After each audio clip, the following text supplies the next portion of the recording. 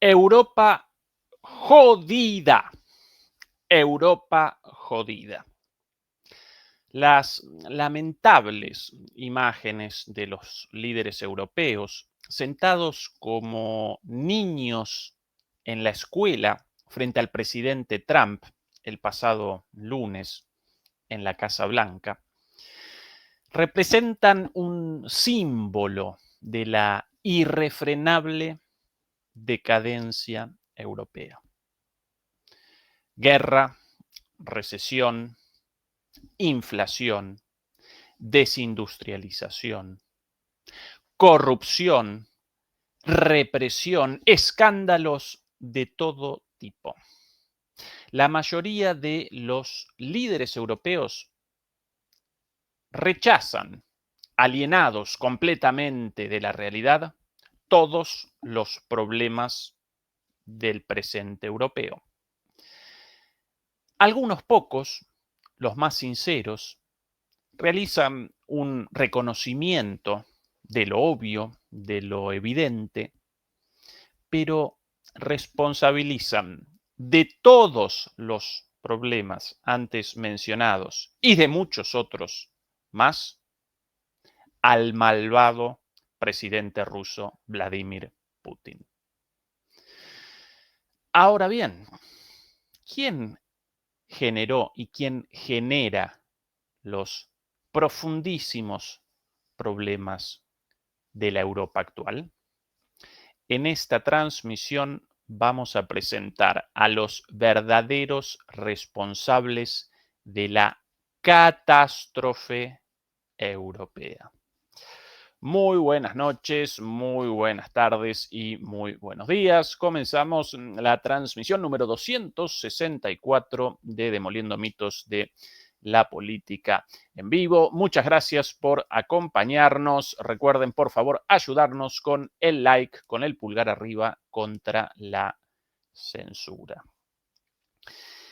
¿Qué transmisión? La de esta noche, porque vamos a establecer el foco en Europa para determinar efectivamente quién generó y quién genera la catástrofe europea. Europa jodida, sí, sin dudas. ¿Por quién? ¿Por Putin realmente? Bueno, como recién recordaba en la introducción, algunos, la mayoría de los líderes europeos, en primer lugar, rechazan los problemas de Europa, la situación de irrefrenable declive, la decadencia generalizada. Recuerden incluso a Borrell, ¿sí? Con su jardín de las delicias. Europa representa un jardín y los salvajes quieren invadirla. Esas sus palabras años atrás como jefe de la diplomacia europea, después naturalmente del inicio de la guerra en Ucrania, racistas, xenófobas, terribles, pero por sobre todas las cosas con esta idea completamente ficticia, anticuada,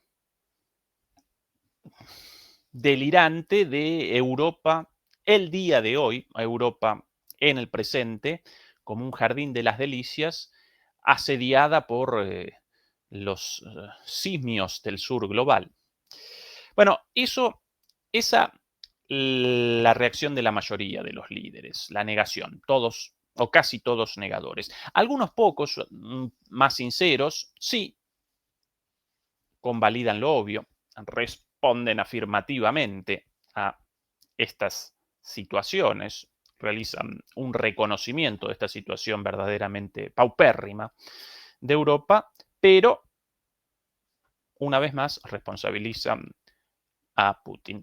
Por eso quiero hoy recapitular de adelante para atrás, desde lo más actual hasta lo más lejano, desde lo más presente hacia lo más pasado, la situación de Europa relativa a distintas cuestiones fundamentales en lo político, en lo económico, en lo geopolítico, en lo geoeconómico, y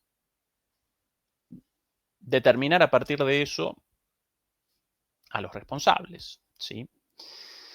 Comencemos entonces a recapitular por lo sucedido precisamente esta semana, el lunes, en Washington, con una muestra total y absoluta de la pérdida de soberanía de Europa y de los países europeos, la sumisión total y absoluta en el encuentro entre los líderes europeos, no todos, pero sí una buena parte, Macron, Starmer, Merz, Meloni, la presidenta de la Comisión Europea, von der Leyen, el el secretario general de la OTAN, el lamebotas de Mark Rutte, el presidente de Finlandia, con un episodio verdaderamente lamentable de humillación. Bueno, eh, ¿qué más, qué más descriptivo de lo sucedido que esta imagen, ¿sí? Aquí todos ellos, bueno, como no recordar al comediante en jefe Volodymyr Zelensky, pero en este caso la transmisión de hoy no va a establecer el foco en particular en Ucrania, sino más bien en Europa. Por ende, aquí Zelensky realmente aparece como un personaje secundario.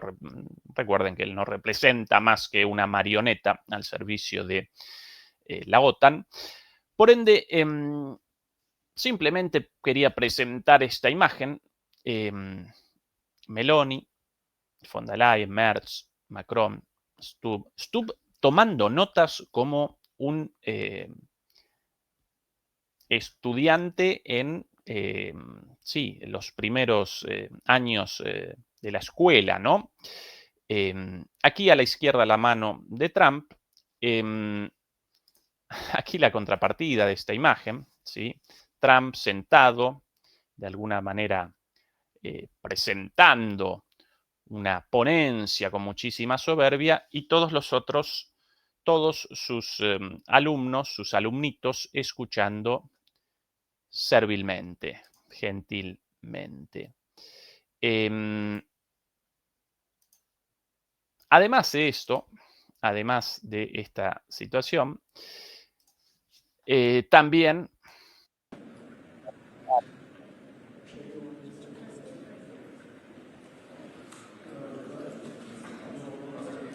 todos ellos en filita detrás de Trump para esta foto grupal, las caras de los líderes europeos. Ahí lo, esto no lo recordaba.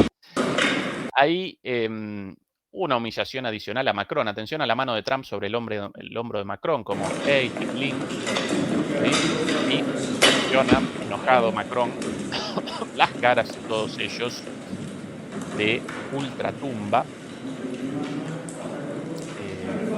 Bueno, Trump después, esto lo presentábamos ayer, por cierto, después en la escena posterior va a realizar un gesto señalando un cuadro del día del ataque por un francotirador contra su vida, fanfarroneando una vez más frente a estos impresentables.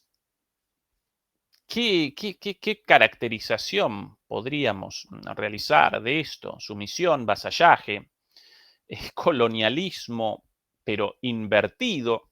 Los europeos ya no como señores coloniales, sino como súbditos. Fin de la soberanía de Europa. Esa básicamente la descripción, el fin de la soberanía de Europa, la descripción sin dudas más adecuada y evidentemente no responde a las acciones de una lejana Rusia, sino que esta situación responde en primer lugar a la sumisión de los líderes europeos, la complacencia de sus sociedades y, naturalmente, a el mandato de los Estados Unidos, el señor, el maestro, el amo de Europa. Aquí otra de las situaciones vividas En esta reunión, además de Macron, de Merz, de Meloni, de Starmer, de von der Leyen, de Rutte, de Starmer, también participó sorpresivamente el presidente de Finlandia, un señor bastante desconocido, tremendamente antirruso, bueno, en línea con el presente europeo y los países nórdicos, especialmente Finlandia, acompañan la línea dura de los países bálticos con respecto a Rusia. Atención a lo sucedido, porque aquí otro de las muchas humillaciones de esa noche, de la pérdida final de la independencia europea o de la soberanía europea. Atención. Of Finland, and he's somebody that, where are we here? Huh? Where? Oh, you look better than I've ever seen you look.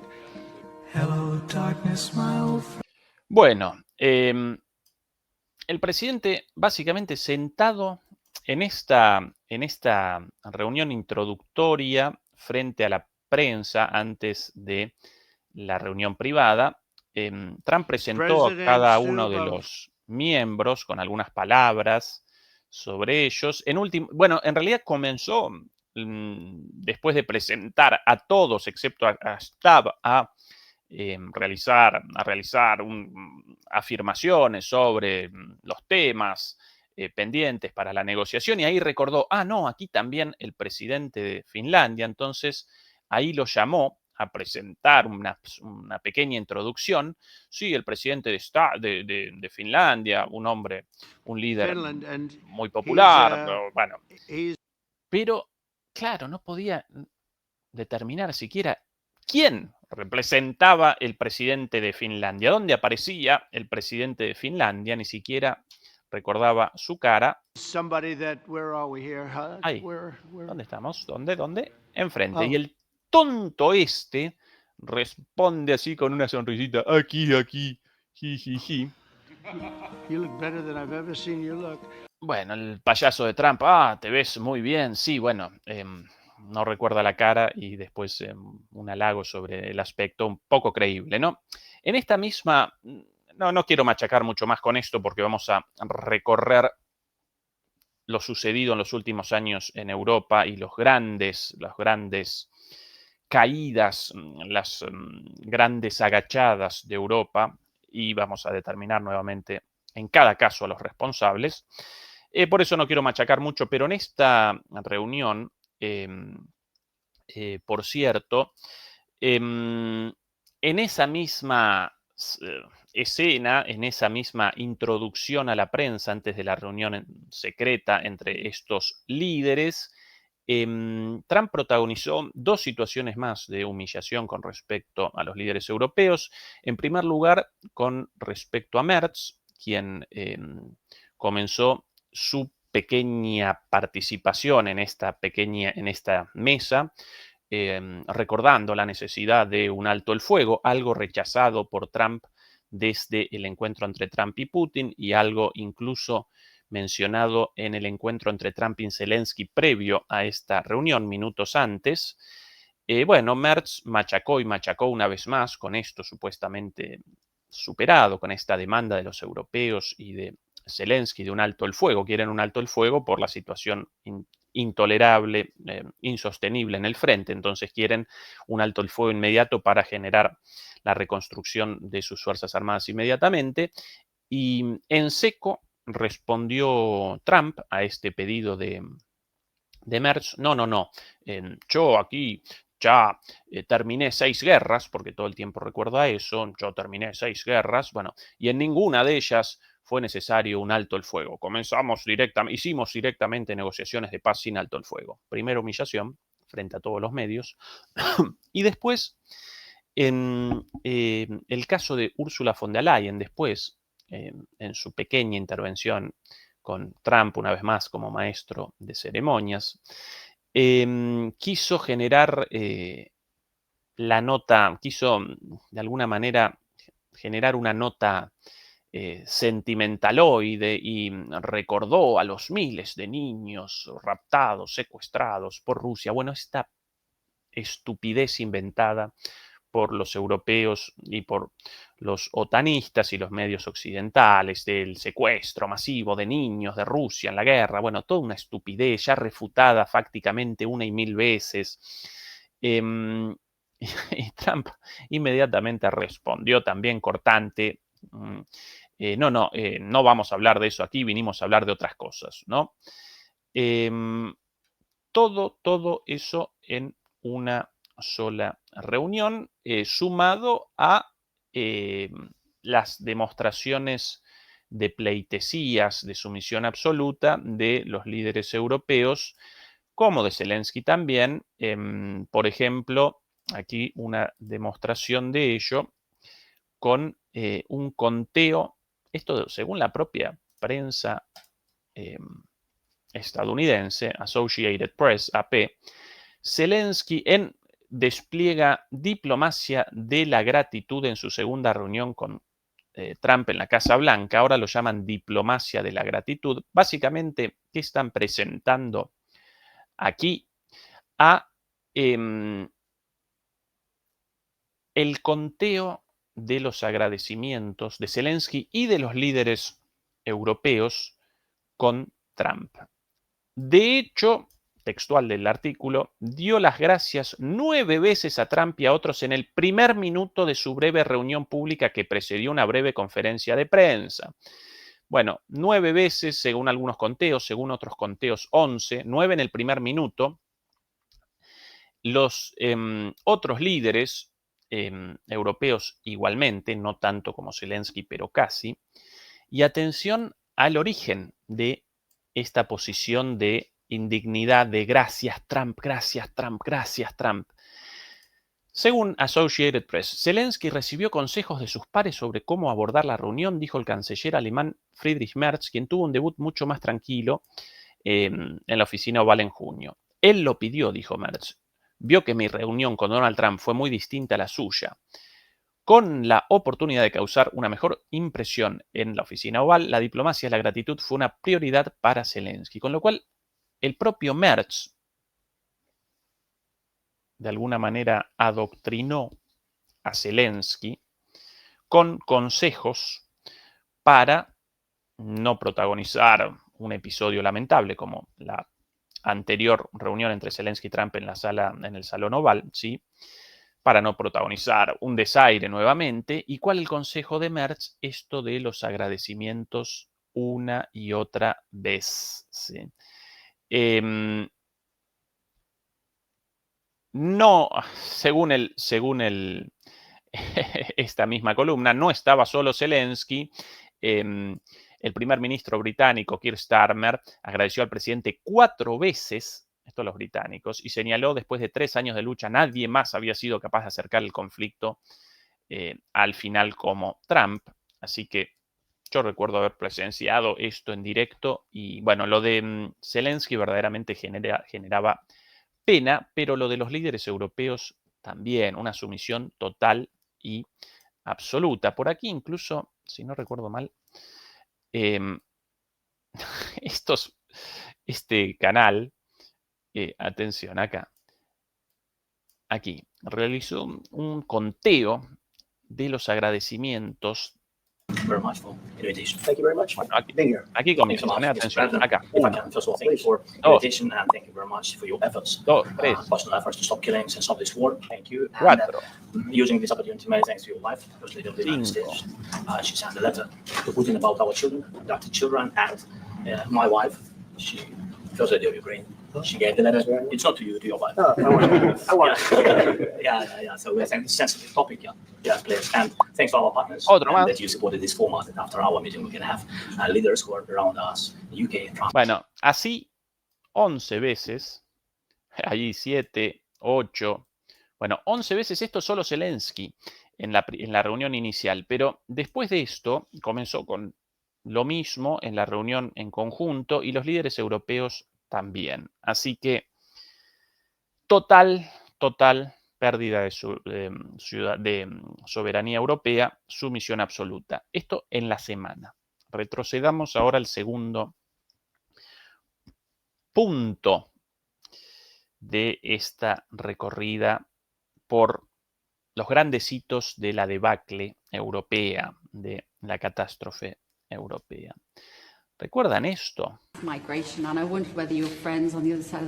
Esto hace, no una semana, sino un mes más o menos, esto en junio, esta es la reunión entre von der Leyen y Trump para la negociación y la firma del acuerdo de comercio entre la Unión Europea y Europa. Las cosas ya comenzaron torcidas para Europa en el momento en el cual en suelo europeo, en Escocia, Trump cumplimentó como local, si Trump realizó la recepción de tanto de Ursula von der Leyen como Starmer, el primer ministro británico, para estas reuniones en las cuales deliberaron y determinaron finalmente un acuerdo de comercio con ambas partes, Estados Unidos y la Unión Europea en el primer caso, Estados Unidos y Reino Unido en el segundo, él en Europa de visitante, pero él recibiendo como local, ¿sí? Él cumplimentaba en su campo de golf en Escocia a los líderes europeos, tanto de la Unión Europea como de Reino Unido.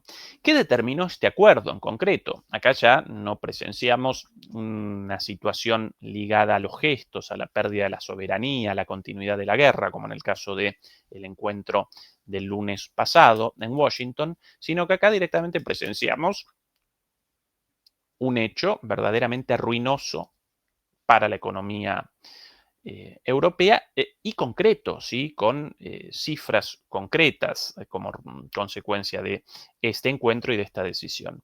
El acuerdo firmado entre ambos básicamente determinó la imposición de aranceles unilaterales de Estados Unidos a Europa de al menos 15%, 15% para todos los bienes. Antes de esto, más o menos, los aranceles en promedio redondeaban entre el 1,5 y el 4%. ¿Sí? Para las exportaciones de Europa a Estados Unidos. A partir de ahora, 15% para todos y para productos particulares como el acero, el aluminio, el cobre, 50% de aranceles. Unilaterales, solo de Estados Unidos a Europa, las importaciones estadounidenses hacia Europa, ellas sin modificaciones o en algunos casos incluso con modificaciones a favor de las exportaciones estadounidenses, con, por ejemplo, la cancelación de los aranceles a los alimentos estadounidenses decidida el día de hoy, ¿sí? A algunos alimentos estadounidenses, hoy cancelados todos los aranceles aquí en Europa. Además, recordarán la promesa de Ursula von der Leyen de que Europa en los próximos 3 años, si no recuerdo mal, realizaría compras, ¿sí? O realizará, porque es el compromiso, un compromiso formal. Europa realizará en los próximos 3 años compras de energía estadounidense por 750.000 millones de euros, nada más y nada menos, ¿sí? Y 500.000 millones de euros en inversiones también. Todo ese dinero de los europeos a Estados Unidos como producto de este encuentro verdaderamente patético y lamentable entre el liderazgo europeo y Donald Trump. Además de todo eso, Trump no desaprovechó la oportunidad para protagonizar una nueva humillación contra Ursula von der Leyen. Atención a la cara de ella en este momento. Caracterizando la situación de la migración en Europa como desastrosa y remachando que deberían los europeos comenzar políticas migratorias exitosas como las de Estados Unidos y también deberían abandonar por completo la energía eólica, la energía de los aerogeneradores, de los molinos de viento, promovida por la Unión Europea. Por eso, frente a estas palabras sobre cuestiones de la Unión Europea, independientemente de la posición de cada quien, Trump no puede presentar ahí una opinión sobre una cuestión europea, incluso una lección de alguna manera, una suerte de reprimenda a los europeos por cuestiones ligadas a la migración en Europa o a la energía verde. Cuestión de los europeos en todo caso. Bueno, así, a lo guapo, a lo patotero, a lo gángster, presentó esto humillando a Ursula von der Leyen, quien ni siquiera respondió rechazando esta intromisión, sino muy gentilmente y muy sumisamente, bueno, nosotros vamos a responder a estos problemas de alguna forma, ¿sí? Aquí una vez más la imagen, ¿no? La imagen de Trump humillando, y aquí no solo simbólicamente en esta cuestión discursiva, sino con este acuerdo comercial ruinoso para Europa. ¿Quién generó esto? ¿Putin? ¿Kim Jong-un? ¿El líder norcoreano? ¿Maduro, el presidente venezolano? ¿Xi Jinping, el presidente chino? Para mí no, ¿eh?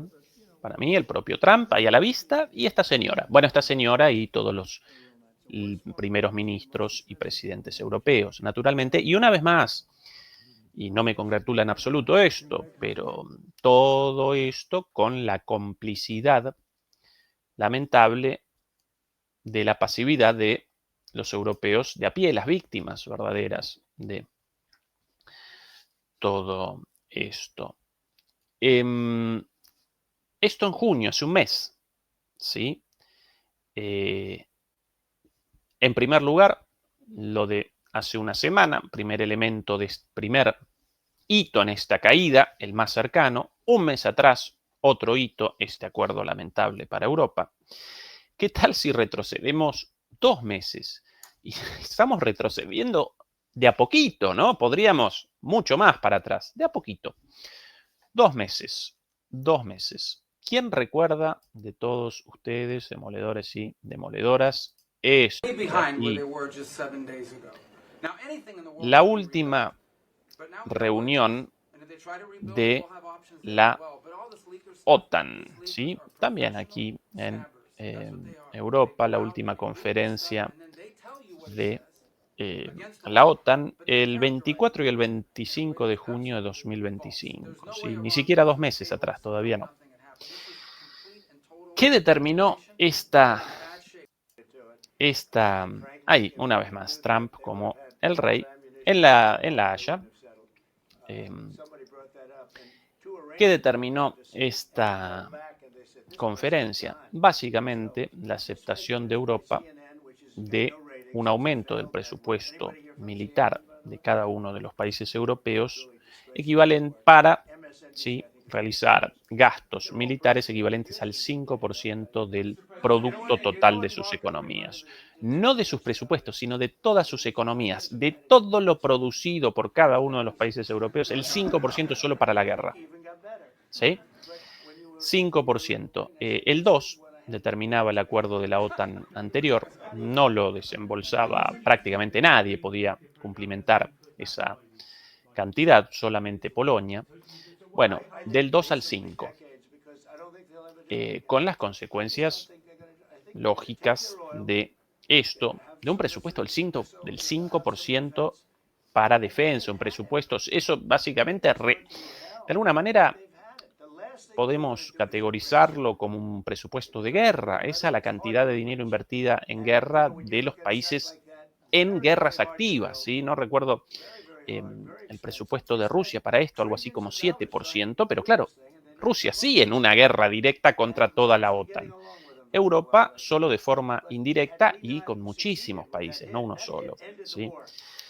Con lo cual, aumento del presupuesto para la guerra, además de promesas o compromisos, mejor dicho, de más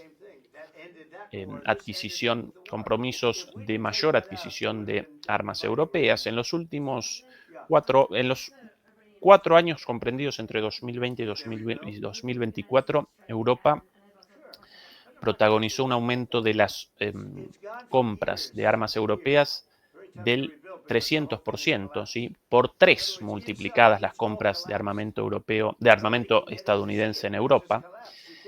Algunos incluso, algunos economistas comenzaron a conceptualizar la política europea actual, incluido el rearme alemán, incluido el rearme de la Unión Europea con este programa REARM de 800.000 millones de dólares, el rearme alemán con 500.000 millones de euros, perdón, en el caso de la OTAN, de la Unión Europea también, 800.000 millones de euros, no dólares. Lo conceptualizan como keynesianismo bélico, ¿sí? Recuerden a Keynes, el economista británico, para quien la inversión del Estado generaba crecimiento de la economía, crecimiento de los salarios. Bueno, entonces, a partir de esto comenzaron algunos economistas a conceptualizar esta locura como un keynesianismo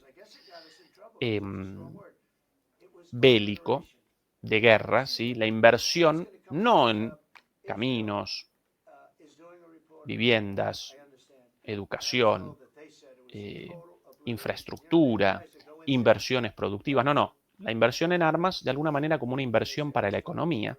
Esa es la idea delirante de este concepto de keynesianismo bélico. Pero claro, ni siquiera eso están materializando los europeos, porque del 100% del gasto militar, según el Libro Blanco de la Defensa Europea, alrededor del 80% abandona Europa, lo desembolsan en armamento europeo, con lo cual ni siquiera generan el crecimiento de la economía. Otra vez aquí, una medida concreta, el aumento del presupuesto de los países de guerra, del presupuesto de defensa de los países europeos a límites, a valores inconmensurables, con la consiguiente disminución de todos los gastos internos, salud, educación, vivienda, infraestructura, gasto social, gasto económico, inversiones, etcétera, etcétera, etcétera, cultura, etcétera, etcétera. Compromisos de más compras de armas, pero además de estas cuestiones concretas y terribles, además de todo eso, una vez más, Trump no desaprovechó la oportunidad para una humillación simbólica. ¿Sí? Protagonizó un nuevo incidente, un nuevo acto de humillación, esta vez llevado a cabo por su servil lacayo, el secretario general de la OTAN, Mark Rutte, por aquí, si no recuerdo mal. Acá, este pedacito justo. And you know what? Israel said it too. Very smart. They fought like hell, and then they said, let's stop. And they're going to build themselves. And I really see it as sticking. I mean, we may do papers on it, Marco. Maybe we're going to do papers. Hablando I sobre... don't even know if you need them. They're not going to be fighting each other. They've had it. La guerra, sobre las disputas relativas a los líderes europeos respecto a su reticencia por el aumento del gasto militar.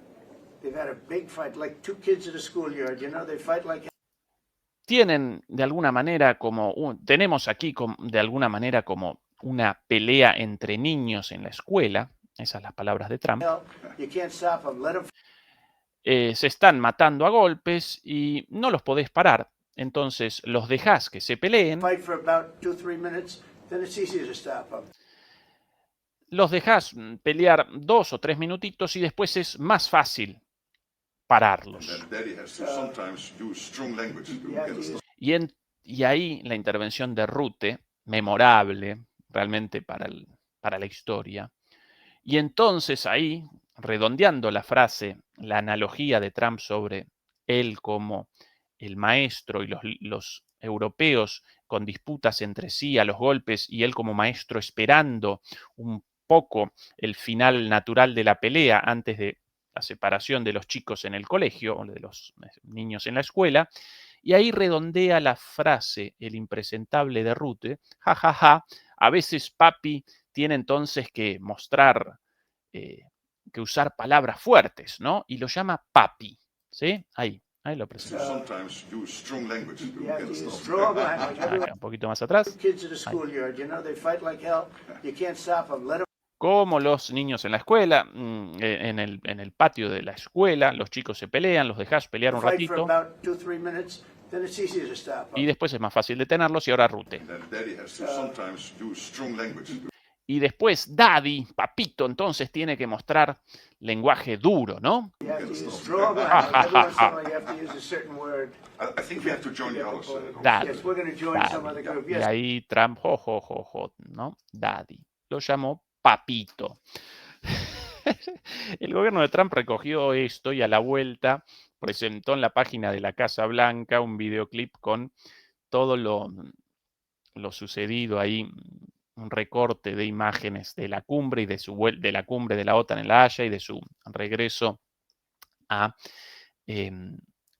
Washington, con el tema de fondo, con la canción de fondo Daddy is Home de Usher, un muy buen cantante estadounidense de rhythm and blues, muy buen bailarín, por cierto, también. Bueno, Daddy's Home, ¿no? Como papito está de vuelta, esa la escenificación de Trump después de esto, ¿no? De que los mismos europeos, en este caso Rutte, el ex primer ministro de los Países Bajos, lo llamara, lo caracterizara como papito. Papito tiene que dejar pelearse a los europeos y después calmarlos. Bueno, esto lo simbólico, lo gracioso, la humillación, pero en concreto acá lo importante, el desastre del 5% de gasto militar para todos los países europeos impuesto por esta OTAN en guerra, para una guerra abiertamente contraria a los intereses de Europa, ¿no? Raíz de esta guerra, causa de la inflación, la desindustrialización, la recesión de las economías europeas, etcétera, etcétera.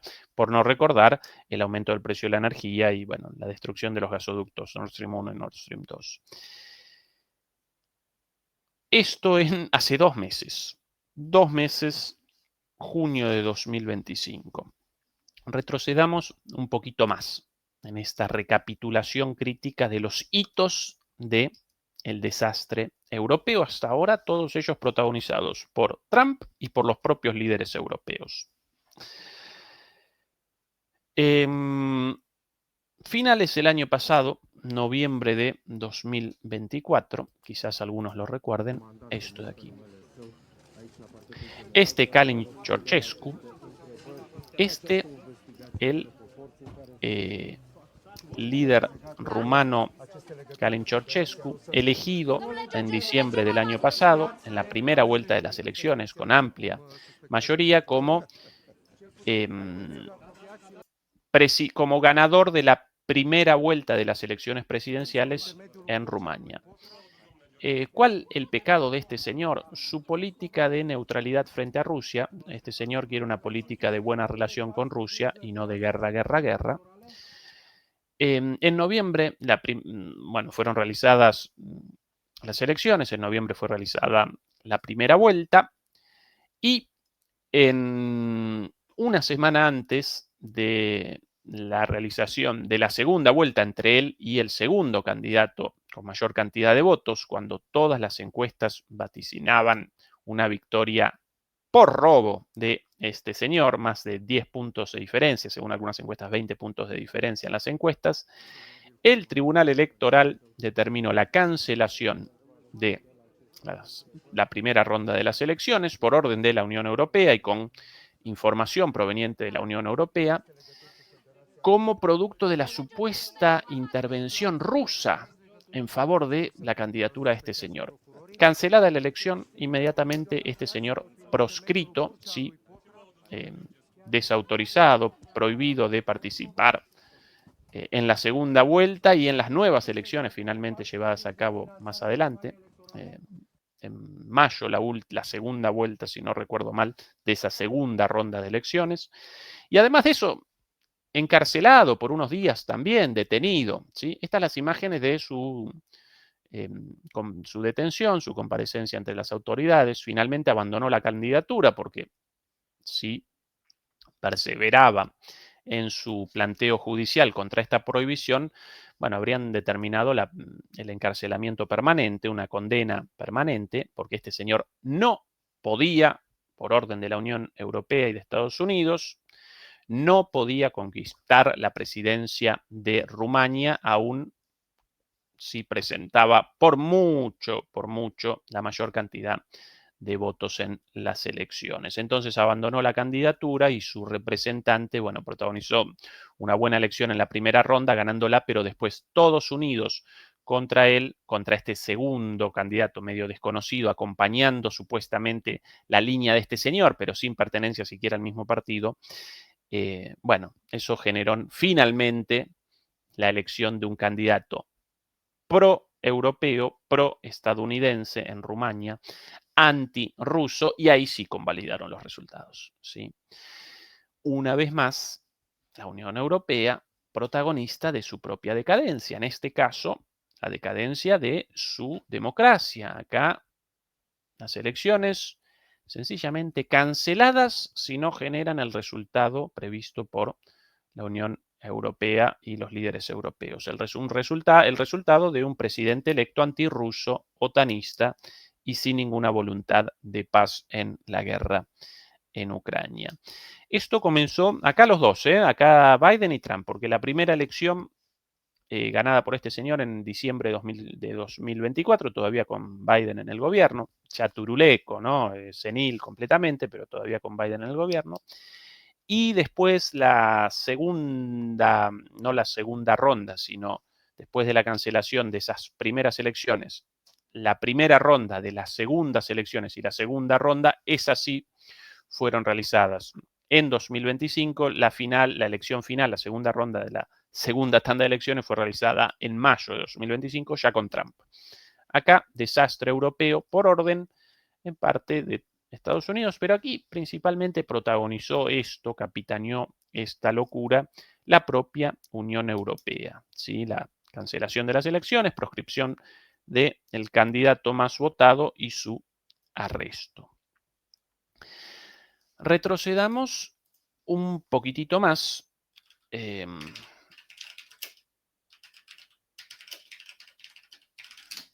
Retrocedamos un poquitito más a el año 2022, con otra de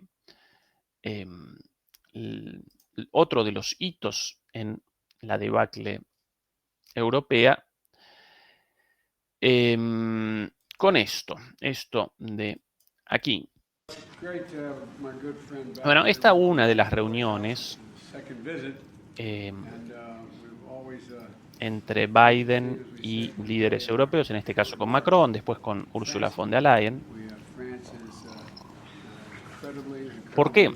Porque en la segunda mitad de 2022, si no recuerdo mal, en agosto o septiembre, Estados Unidos promulgó la ley de reducción de la inflación, la ley de la reducción de la inflación, la Inflation Reduction Act, así la llamaron, básicamente destinada a la promoción de la economía estadounidense a costa de la economía europea. En los primeros meses de la guerra, con un aumento de los precios terribles,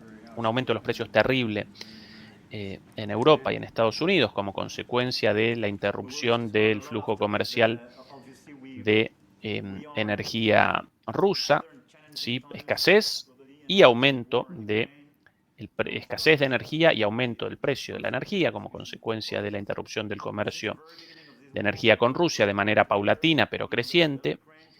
También la interrupción del envío de fertilizantes, de productos agrícolas, bueno, lo mismo con respecto a Ucrania en este caso, como producto de la guerra patrocinada por estos señores, y en ese contexto Estados Unidos promulgó esta ley, la cual básicamente determinó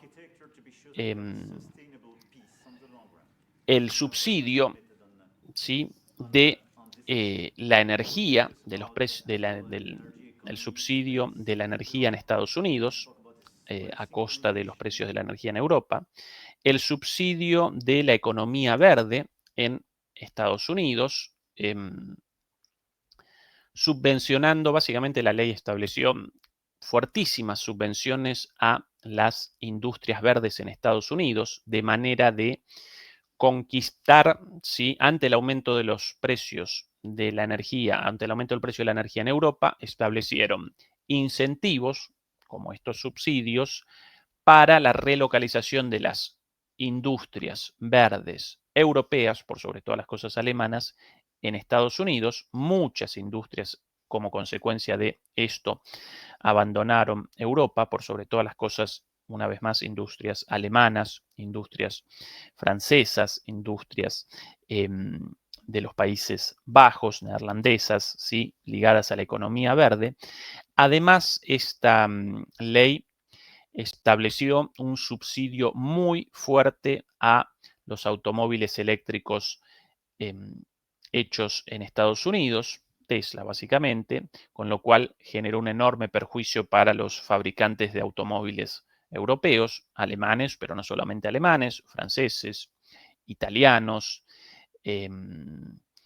bueno, aún los países sin marcas propias o con marcas propias compradas por otros países, como el caso de España con SEAT, por ejemplo, esos países presentan, España presenta una industria automotriz históricamente muy fuerte, como segundo productor de automóviles para multinacionales automovilísticas europeas y estadounidenses y japonesas, por cierto, también, sin una marca propia, pero aún así, claro, el subsidio a los automóviles estadounidenses generó naturalmente muchísimos problemas en la industria automovilística española también, a pesar de carecer de una marca propia de capitales españoles desde la venta de SEAT al grupo Volkswagen, ¿no?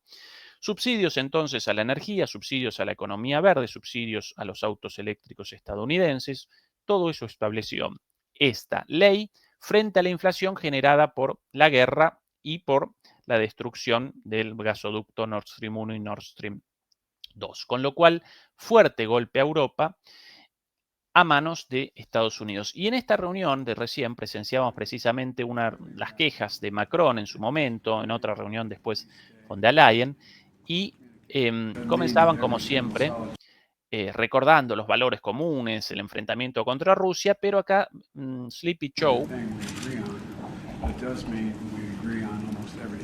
remachaba lo siguiente. Bueno, tenemos valores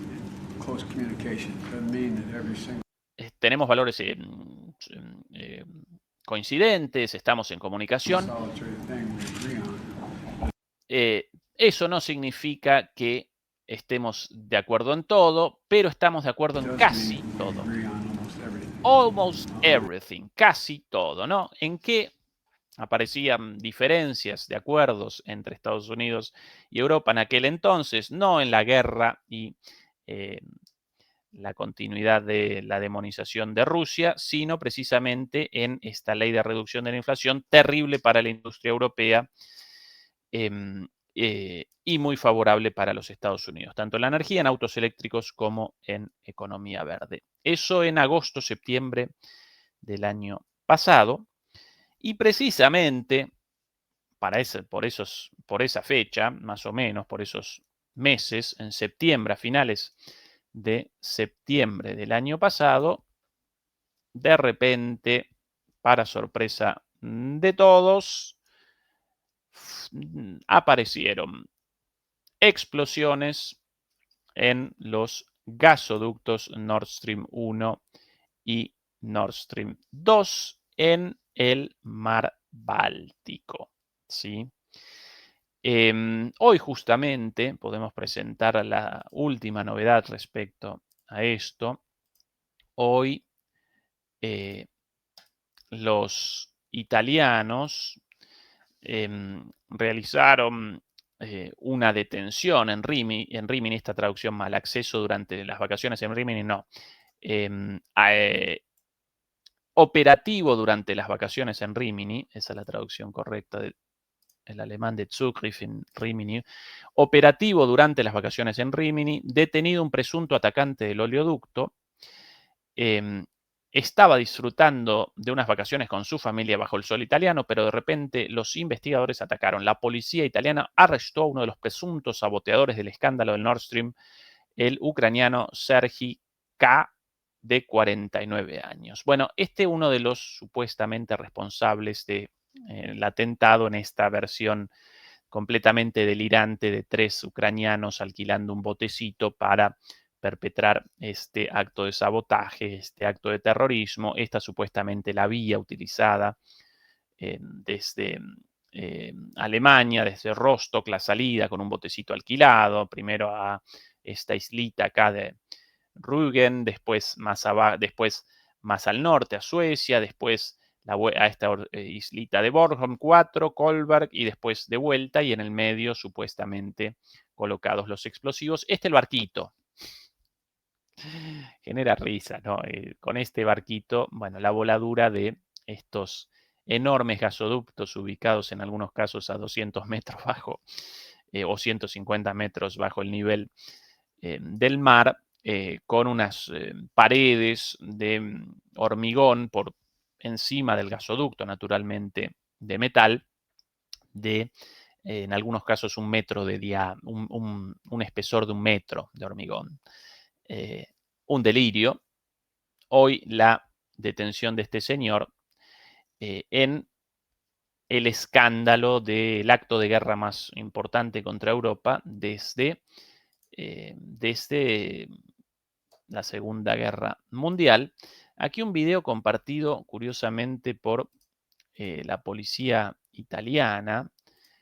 Por cierto, recuerden en este caso que los europeos tan ávidos en cuanto a el rechazo a Rusia, la condena a Rusia, las decisiones en contra de Rusia, en todas las reuniones de la Comisión de la Unión Europea, inmediatamente acuerdos de todo tipo sobre estas cuestiones. Sobre otras cuestiones no pueden ni siquiera establecer los más mínimos acuerdos básicos, y cuando quieren autonomía, autarquía, independencia en algo, bueno, básicamente ahí sí recuerdan a los estados nacionales, y en este caso, como no querían lo lógico, una investigación en conjunto de lo sucedido con estos gasoductos, involucrando naturalmente a Alemania como destinataria de este gas y como una de las dueñas de estos gasoductos, pero también involucrando a Dinamarca y a Suecia, porque estos gasoductos recorrían aguas territoriales de esos países, en lugar de comenzar una investigación conjunta, lo cual habría generado muchos más problemas en el ocultamiento de lo sucedido, ¿sí? Porque si de repente aparecía algo y Alemania quería el ocultamiento y debía llamar a Suecia, a Dinamarca, incluso a Rusia, a la Unión Europea, para generar un ocultamiento conjunto mucho más difícil, cada país entonces comenzó sus propias investigaciones sobre esto. Y todos, qué curioso, tanto la investigación de los alemanes, la de los noruegos, perdón, la de los suecos, la de los dinamarqueses, todas determinaron la falta de pruebas, resultados inconclusos, y en el caso de los alemanes estaba Sofía de unos ucranianos alquilando un barquito como sospechosos, ni siquiera acusados formalmente. Estas las imágenes de la policía italiana, los carabinieri de Rimini, difundidas hoy, deteniendo a este señor, un desconocido, un ucraniano ahí cualquiera, detenido en un...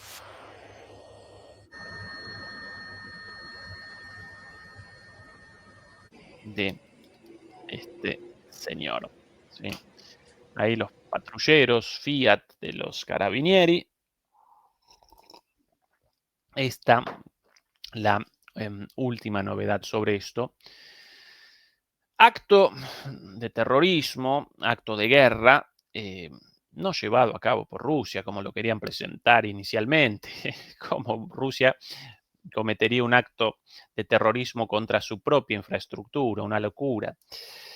Así lo presentaban de todas maneras. Esto obviamente lo perpetró Estados Unidos, según Seymour Hersh, con ayuda de los noruegos, ni cortos ni perezosos en esto, y esto lógicamente determinó el aumento, bueno, la escasez de energía desde entonces, el aumento del precio de la energía y el comienzo de la importación masiva de energía de Estados Unidos. De ahí, en ese contexto, lo de la ley de reducción de la inflación presentada antes, ¿sí? También podríamos presentar en esta historia de fracasos, en estos hitos de la decadencia europea, también podríamos sin dudas recordar la fuga de cerebros, patrocinada abiertamente, no solo en esta ley de reducción de la inflación, sino en otras regulaciones, en otras leyes impulsadas por Estados Unidos y sencillamente también como consecuencia de la desindustrialización y de la recesión en Europa. Bueno, todo esto genera una enorme fuga de cerebros, ¿sí? Que los científicos, los investigadores, los trabajadores calificados europeos abandonen, lógicamente, Europa en búsqueda de mejores oportunidades en otros países, por sobre todas las cosas en Estados Unidos, ¿sí? Podríamos presentar, a propósito, para recordar la admisión de culpabilidad de esto, del bueno de Joe, ¿no? Atención a esto, para quien por ahí con dudas sobre la autoría de esto, recuerden la confesión de parte de Joe Biden, clarísima, unos días, un tiempito antes, todavía con con Scholz como presidente, tan leguleyo como Merz, al lado de Biden en esta conferencia, esto en la Casa Blanca, atención. You're not really saying what the details are. Is that just an excuse for Germany maybe to not support the SWIFT measures? Let me answer the first question. Bueno, acá la pregunta la repregunta de esta periodista alemana a ambos, al otro lado Scholz y Biden en la Casa Blanca, sobre las declaraciones inmediatamente anteriores de Biden sobre los gasoductos, la amenaza de Biden. Vamos a hacer todo lo posible para detener el inicio de la inauguración del gasoducto Nord Stream 2, en ese entonces ya terminado, pero todavía no inaugurado, y justo comenzaban ahí los primeros, esto poquito antes del avance ruso en febrero, a finales de febrero de 2022 sobre Ucrania, comenzaban las especulaciones sobre una invasión rusa, y acá respondía con mayor claridad ante la repregunta Biden sobre la posición de Estados Unidos respecto a estos gasoductos. Aquí, permítanme responder la primera pregunta. Primero comienza con un lapsus, ¿no? Si Alemania invade, no. Si Rusia invade, bueno, pero esa es la cabecita del bueno del show. That means tanks or troops crossing the border of Ukraine again. Then there will be no longer a Nord Stream 2. We will bring an end to it. Bueno, entre muchos balbuceos, pero al final no habrá, si Rusia invade, no habrá un Nord Stream, no habrá más Nord Stream, le vamos a poner un final. We will bring an end to it. Le pondremos fin, la traducción de esto. How will you do that? Esta es la repregunta. Ahora, ¿cómo lo hará? Si es un gasoducto alemán y ruso. Esta es la amenaza en la cara de Scholz. Scholz al lado de él. Exactly. Since the project and control of the project is within Germany's control. We will, I promise you, we'll be able to do it. Ahí. En la cara, le prometo que lo haremos. Sí, con un bombazo. Y el asqueroso de Scholz, el felpudo de Scholz al lado, ahí diciendo schönen Dank, muchas gracias, al lado. Schönen Dank für Ahí, Ihre muchas Frage. Thank you gracias. very Danke much für for diese your Wahrsagen. question. I Wir want Sí. to haben be uns absolutely La voz de clear. Scholz. We have darauf, dass wir intensively die prepared notwendigen everything Sanktionen to be konkret ready ergreifen with können, the falls necessary Ahí Scholz al sanctions lado. if Ante la there is a amenaza, ay, sí, estamos hablando, bla, bla, bla. La amenaza en la cara y callado la boca, bueno, con una salida por el costado.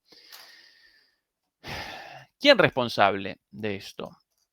¿Quién responsable de la voladura del gasoducto? Todas las, interesante, ¿no? Que todos los hechos, en este caso la voladura del gasoducto, fueron acompañados por las palabras y los gestos humillatorios para con Europa, ¿no? Acá, en este caso, ya ni siquiera Trump, de Biden. Y comiendo esto, tragando esto, Scholz, el líder de el país supuestamente más poderoso de Europa, por lo menos en lo económico. En concreto, en definitiva, evidentemente, la catástrofe europea no responde a la maldad de Putin, no responde a los deseos imperialistas de Rusia de conquistar el mundo y por sobre todas las cosas Europa, sino que responde a los mandatos de Estados Unidos, los líderes europeos convalidando estos mandatos, acompañando estas órdenes, respondiendo a las órdenes de los Estados Unidos y lamentablemente también, una vez más, a la complacencia de la mayoría, no de todos, pero de la mayoría de los europeos y las europeas de a pie. ¿Sí? Concluido esto, quería presentar algunas cositas adicionales, como por ejemplo esto. Esta es una noticia del día de ayer, no confirmada aún, según una filtración, y la filtración hecha pública, nosotros ahí con la lista, hackers rusos habrían realizado un hackeo, ¿sí? La captura de una lista de información del Ministerio de Defensa ucraniano con los nombres de todas las víctimas mortales con nombre y apellido de Ucrania como consecuencia de la guerra, con fotos y razones e incluso una descripción de las características de un reporte de las razones de la muerte. Y según esta lista, acá lo presentan en RT como 1,5 millones de bajas, en la lista en realidad presentan 1,7 millones de muertos o desaparecidos, todos con foto, nombre y apellido, foto y una descripción de las circunstancias de la muerte. Si esto es real o no, todavía no lo podemos determinar hasta que no comiencen los investigadores a recorrer nombre por nombre. Para mí, 1,7 millones de muertos aparece un poco exagerado, no mucho, difícil determinar la cantidad de muertos, yo redondearía en alrededor de entre 1 millón y 1,5 millones, 1,7 de muertos y todos con foto y con un reporte sobre las causas de la muerte, cuando en muchos casos abandonan a los ucranianos muertos porque no los pueden recoger por el avance de las tropas rusas o por desidia, sencillamente desprecio por las vidas de sus propios soldados.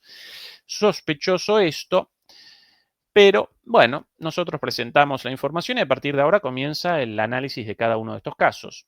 Piratas cibernéticos del grupo ruso Killnet revelaron datos de la base informática de las Fuerzas Armadas de Ucrania que contenía detalles sobre más de 1,5 millones de soldados ucranianos, 1,7 en realidad, muertos y desaparecidos. El grupo obtuvo archivos con los nombres completos de los militares, información sobre el lugar de la muerte o desaparición, así como otros datos personales. Los piratas cibernéticos rusos Esta del la grupo Killnet noticia. revelaron datos de la base informática de las fuerzas de Ucrania.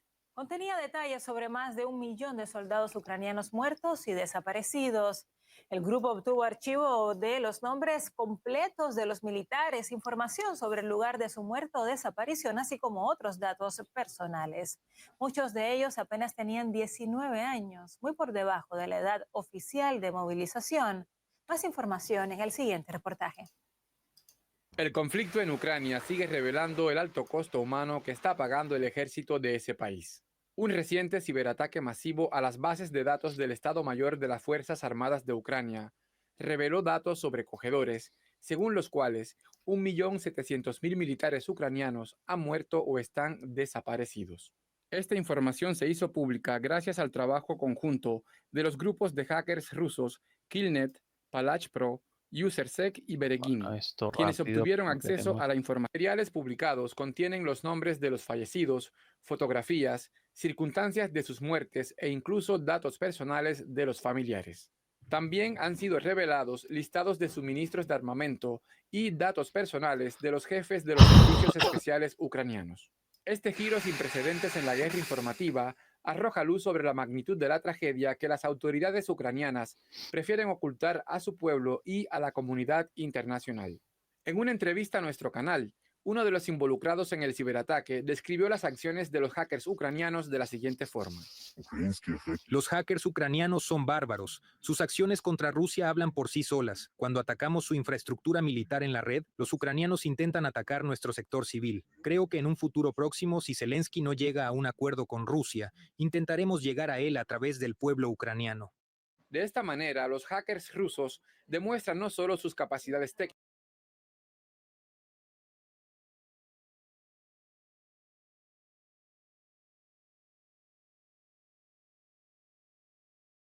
Perdón, ahora sí.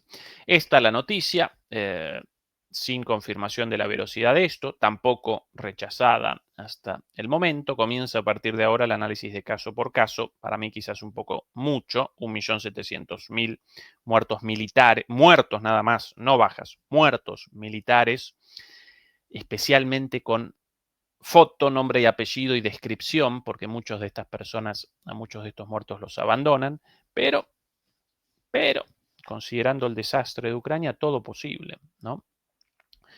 Todo posible. Demoledores y demoledoras. En un ratito comienza la transmisión de Adrián Celaya, de Alaska a la realidad, del frente de batalla. Nosotros hoy en contacto con Fernando Moragón, ya con algunos videos recibidos de él, de sus peripecias por China. El domingo el de nuevo con nosotros. Mañana nosotros, por cierto, otra vez con Juan Antonio Aguilar, en nuestras charlas de los viernes, y vamos a presentar el sábado, ya nosotros sin tiempo, los videos de Fernando y sus locuras por China el sábado entonces, ¿sí? Recuerden, por favor, ayudarnos con el pulgar arriba, acompañarnos con el pulgar arriba, y dicho esto, hasta el día de mañana junto a Juan Antonio Aguilar por aquí, misma hora, mismo lugar. Chao.